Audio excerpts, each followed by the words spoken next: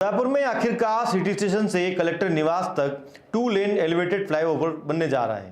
पंजाब के राज्यपाल गुलाब चंद कटारिया इसको लेकर भूमि पूजन करने उदयपुर पहुंचे हैं और नगर निगम के परिसर में ही भव्य समारोह के दौरान इन्होंने इसका भूमि पूजन भी किया है।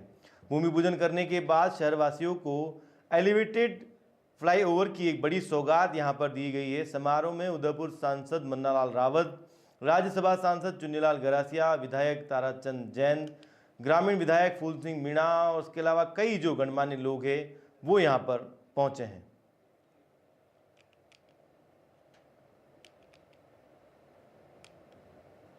वैसे एलिवेटेड रोड कैसा होगा, उस पर कितना खर्चा आएगा, चलिए आपको दिखाते हैं। करीब 3.25 किलोमीटर के करीब का ये एलिवेटेड रोड होगा। 12 metre outer to outer elevated की चौड़ाई होगी। एक पिलर पर ही एलिवेटेड फ्लाईओवर खड़ा होगा, लेकिन कर्व पर चौड़ाई इसकी बढ़ेगी। 90 डिग्री के 2 कर्व हैं जहां आईआरसी के तहत चौड़ाई बढ़ाई जाएगी। 2 कर्व तोरण बावड़ी दिल्ली गेट पर रहेंगे जहां सिंगल पिलर नहीं होंगे। 2 कर्व वाले स्थान पर पोर्टल फ्रेम होगी, यानी 2 जो खड़े 2 कॉलम हैं वो यहाँ पर होंगे। और करीब अगर हम इसकी बात करें पूरे प्रोजेक्ट की तो ये 137 करोड़ का ऑल ओवर यहाँ पर ये प्रोजेक्ट होगा।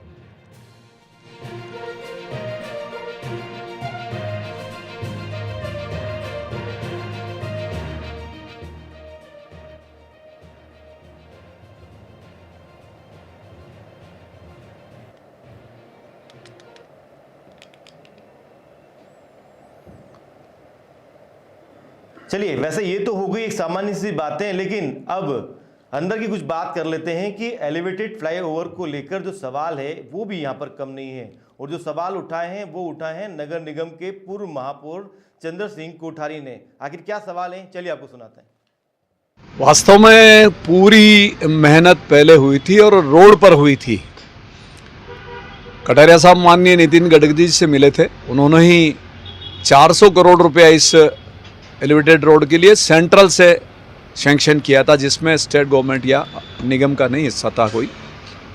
और इसके लिए एफर्ट्स कितने हुए कि तत्कालीन पीडब्ल्यूडी केंद्रीय अपने कैबिनेट मंत्री माननीय यूनिवर्सिटी यहाँ पधारे, उन्होंने मुझे फ़ोन किया कि भाई मैं यहाँ आया हुआ हूँ और अपने को एलिवेटेड रोड के लिए एक बार सड़क का मुआयना करना है, कहाँ से कहाँ तक है। नितिन जी गडकरी के एक पीए जो अपने इधर ही ज़िले में सागवाड़ा के पास से रहते हैं वो भी यहाँ आए थे।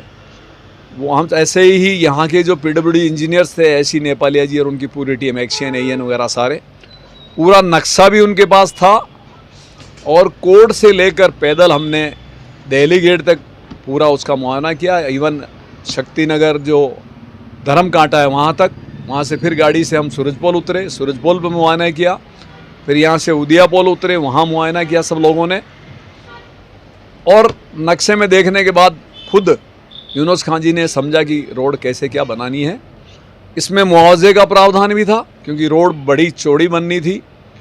और इसके साथ साथ जहाँ जहाँ कर्व्स थे, वक्फ बोर्ड वगैरह, वहाँ सीधी रोड निकालनी थी। सूरजपोल में भी सीधी निकालनी थी। ये रोड उदियापोल से थोड़ा आगे पायल होटल के पास से चढ़ने वाली थी इसकी लेन, और कलेक्टर बंगले से आगे तक उतरनी थी। ये इसकी लंबाई कुल मिला की थी।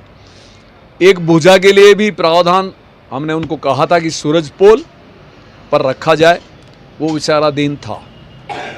अभी जो रोड बनी है मुझे नहीं लगता कि परिस्थितियों में कोई ज़्यादा बदलाव आया है। पहला प्रश्न तो ये रहता कि इतनी 7-8 साल के पश्चात यह इतनी कम बजट में रोड कैसे बनेगी। ठीक है, वो रोड कम चौड़ी बना रहे हैं, भुजा भी नहीं उतार रहे हैं, परंतु फिर भी एक सीपीडब्ल्यूडी या केंद्रीय पीडब्ल्यूडी के निर्देशन में रोड बनने वाली थी। उनकी मॉनिटरिंग भी यहाँ की जो पीडब्ल्यूडी है वो सारे इंजीनियर्स करने वाले थे।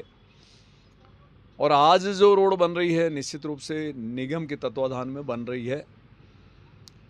कुल मिलाकर यह एक बहुत लंबे दूरदृष्टि वाला प्लानिंग था कि रोड बनेगी तो आखिर 25 साल तक उसका उपयोग इस शहरवासी ले पाएंगे। पहले रोड उदियापोल चौराहे के पास से थी, अब आप सिटी स्टेशन से ले रहे हो तो लेंथ तो बढ़ गई है, चौड़ाई कम हो गई है। सड़क पर चल कर पूरी मेहनत की है, यूँ नहीं कि कहीं केवल कागज़ों में खाना पूर्ति की हो। और इसके पश्चात L&T कंपनी को सर्वे के लिए दिया गया कि वो पिलर्स कहाँ कहाँ लगाएंगे। और आपको भी ध्यान में होगा कि पूरे शहर में दिल्ली गेट चौराहे पर, सूरजपोल चौराहे पर, उदयापोल, उन लोगों ने चारों तरफ बाउंड्री बना करके और खोद करके सड़क देखा था कि कहीं सड़क नीचे हार्डनेस कितनी आती है, पिलर को अपने को कितने नीचे तक उतारने हैं, ये सारे शहर ने देखा था। तो मेहनत तो पूरी फिर आज स्थितियाँ क्या बदली है, क्योंकि पहले जिन लोगों ने विरोध किया था, मुझे नहीं लगता कि नक्शे में कोई ज़्यादा परिवर्तन हुआ है। फिर सबसे बड़ा प्रश्न ये है कि आज वह शांत क्यों है। तब बड़े बजट की अच्छी रोड बनने वाली थी और केंद्र के निर्देशन में बनने वाली थी। आज निश्चित रूप से गडकरी जी का एक रोड साइंस में नाम है कि उन्होंने कहाँ अमरनाथ नहीं, कहाँ कहाँ तक उन्होंने रोडें बनाई है, लद्दाख तक उन्होंने रोडें बनाई है और ऐसी क्वालिटी की बनाई है जो इंटरनेशनल मापदंडों को पूरा करती है। एक उनके निर्देशन में बनने वाली थी, फिर भी लोगों का विरोध रहा, तो कोर्ट सबके लिए सबसे ऊपर होता है। हमने माना, कोर्ट ने जो आदेश दिया हमने भी मान लिया, परंतु आज परिस्थिति ऐसी क्या रही कि बहुत ज़्यादा बदलाव नहीं है, कर्व वही हैं, डिग्रीज़ वही हैं, फिर भी रोड कम बजट में बनने जा रही है। अच्छा है, निश्चित रूप से इस शहर को एक बहुत बड़ी सौगात मिलने वाली है। ट्रैफिक की दृष्टि से काफ़ी उपयोगी ये रोड साबित होगी, पर लंबे सोच की दृष्टि से मुझे लगता है इस रोड को थोड़ी चौड़ी बनानी चाहिए थी। वैसे नगर निगम के पूर्व महापौर चंद्र सिंह कोठारी ने जो सवाल किए हैं उनको बेबुनियाद तो नहीं कहा जा सकता, क्योंकि उन्होंने भी एलिवेटेड फ्लाईओवर को लेकर प्रयास तो किए ही थे, जैसा कि वो खुद बता रहे हैं। लेकिन अब इन सब बातों पर निगम के वर्तमान महापौर जीएस टाक क्या कहते हैं वो भी आपको सुनाते हैं। ये जॉइंट वेंचर का कार्य है और जॉइंट वेंचर में जो कंपनी आ रही है वो गेमन इंडिया है। ये कंपनी मैं ये कह सकता हूँ कि इस जो मेन कंपनी है ट्रांसपोर्ट, इससे भी वो सुपीरियर है और इस कंपनी ने नाम उसका कुछ अलग हो गया हो, पर नाम अभी भी गेमन तो है ही। तो गेमन जो है बांसवाड़ा के अंदर आज से 30 साल से 40 पहले मेरे पास में काम किया हुआ, जो अपने माही नदी के ऊपर जो डैम है उस पर बना हुआ है, उसमें 1.25 किलोमीटर उसकी लंबाई है और अभी तक वो जो है उसकी गुणवत्ता है। उसको 30 साल हो गए, उसको भी कुछ भी रिपेयर नहीं कराना पड़ा। सारा सुपरविजन निगम का होगा, जिम्मेदारी निगम की होगी। और ये हमने टेंडर करने से पहले सब ठेकेदारों से, कॉन्ट्रैक्ट एजेंसियों से हमने पहले उनके क्वालिफिकेशन लिए हैं और सुटेबल है कि नहीं है। जब 12 कंपनी थी, 12 को हमने चेक किया तो सुटेबल पाई गई, उसके बाद ही उनके फाइनेंशियल बीट हमने खोली। अदरवाइज़ कुछ लोग कंपनियां जो है अगर ठीक नहीं होती है तो हम फाइनेंशियल बीट भी नहीं खोलते हैं, उसको ऐसे सील कर देते हैं। इस तरह का कार्य। वैसे महापौर जीएस टाक साहब ने तो यह स्पष्ट कर दिया कि न तो टेंडर में सबलेट वाली कोई बात है और ना ही सुपरविजन को लेकर किसी भी तरह का कोई बवाल। उनका कहना है कि नगर निगम की जिम्मेदारी है, यानी कि वो पूर्ण रूप से मान रहे हैं कि इसके बनने और बनने के बाद में रखरखाव में भी निगम की अपनी जिम्मेदारी रहेगी। वैसे इन 2 लेन एलिवेटेड फ्लाईओवर को लेकर निगम के एक पार्षद ने यहाँ पर कड़ा विरोध कर रहे हैं, वो भी सुनिए। देखिए, आने के बीच हमारा ये उद्देश्य है कि एलिवेटेड रोड का जो फंड पास किया गया है, हमारे वार्ड क्षेत्रों में आयुक्त महोदय और महापौर जी का एक संज्ञान आया था 5/11 का, जिसमें जितने भी टेंडर लग गए, वर्क ऑर्डर लग गए, उन काम को ये कह के रोक दिया गया है कि निगम के पास फंड की कमी है। जहाँ एक तरफ सांसद महोदय केंद्रीय मंत्री को पत्र लिख रहे हैं फंड के लिए, वहीं पर निगम एलिवेटेड रोड के लिए इतना फंड दे रही है।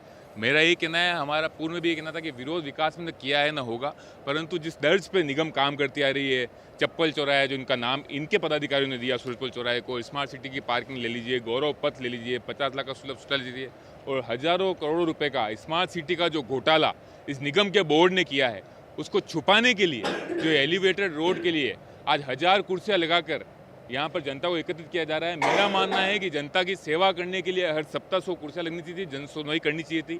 जो कक्ष में बैठे पदाधिकारी और अधिकारी हैं उनको जनता की सुनवाई के लिए उद्यान में आना चाहिए था, वो तो हुआ नहीं 5 साल में। अब क्योंकि बोर्ड पूरा हो गया है, इनके जो हजारों करोड़ों का घपला स्मार्ट सिटी के नाम पे हुआ, 272 के नाम पे हुआ, सूरजपोल चौराहे के नाम पे हुआ, स्मार्ट सिटी पार्किंग सूरजपोल की है जो कि पूरी तरह विफलता का स्वरूप है। ऐसे कई उदाहरण हैं गौरवपथ के साथ साथ आपके समक्ष। उसी के विरोध में आज हम आयुक्त साहब से यही कहना है कि हमारे वार्ड क्षेत्रों में जो बजट का नाम लेके हटकर्मिता करके बोर्ड विकास कार्य रोक रहा है, क्योंकि सरकार का दबाव बना के, वो गलत है। जनता के विकास के लिए जो सुलभ उद्यान, सड़क निर्माण, विद्युत की जो भी समस्याएं थी जिनके टेंडर पास हुआ, उनको रोका न जाए और विकास कार्य पूर्णतः किए जाए। जो अपने घरों के पास सही सड़क नहीं बना पा रहे हैं, वो हवा में सड़क बनाने की बातें कर रहे हैं। जो सूरजपुर चौराहा तोड़कर 3 बार उसकी आकृति को विभाजित कर चुके हैं, जो धरोहर को तोड़े जा रहे हैं, जो मुगल नहीं तोड़ पाए, जो अंग्रेज नहीं तोड़ पाए, जिन्होंने सूरजपुर चौराहे को तोड़ के गिरा दिया था, वो यहाँ पर एलिवेटेड रोड बनाने की बातें कर रहे हैं। 100 जनों की सुनवाई नहीं कराने वाला बोर्ड आज 1000 कुर्सियां लगाकर और सुव्यवस्थित पूरे प्रशासन को लगाकर आज जनता के लिए तालियां बटोरने की बात कर। 2.25 किलोमीटर के लिए जहां 280 करोड़ की लागत लगाई जा रही है, वहां जो जनता निवासी व्यापारी हैं उनको ये तक नहीं बताया गया है कि कितनी पिलर की क्या चौड़ाई होगी, आवागमन किस तरह रहेगा। अभी तक मीडिया में या किसी प्रशासनिक अधिकारी ने बोर्ड से लेके ऊपरी अधिकारी तक किसी ने अगर नक्शा आपको पारित किया हो कि इस नक्शे की तर्ज पर हम ये बनाने जा रहे हैं, तो मुझे आप बता दें। व्यापार संघी 18 व्यापार संघियों ने विरोध व्यक्त किया है। 70 से 80 होटल व्यवसायी जो उदयापोल और सूरजपोल पर अपना व्यवसाय कर रहे हैं वो प्रभावित हो रहे हैं। बसों का आना जाना वैसे ही बंद हो गया है, कारों का आप बंद करेंगे। 8 से 10 पेट्रोल पंप प्रभावित हो रहे हैं। मैं उस जनता के बच्चा हूँ, वहाँ से आया हूँ, आज शुरू भी हमने देखिए। वैसे गौरव प्रताप यहाँ पर विरोध करते हुए तो नजर आ रहे हैं, लेकिन उनके अलावा बाकी कांग्रेस जो है वो बिल्कुल चुप है। कांग्रेस के एक नेता अरुण टांक ने एलिवेटेड फ्लाईओवर पर अपनी राय तो दी है, लेकिन उन्होंने इसका स्वागत भी किया है। एलिवेटेड रोड शहर में 10 साल पूर्व बनना चाहिए था, 10 साल बाद बना है, तो भी विपक्ष के हैसियत से मैं उनका स्वागत अभिनंदन करता हूँ। जनता की ज़रूरत है, ये आने वाले समय की डिमांड है।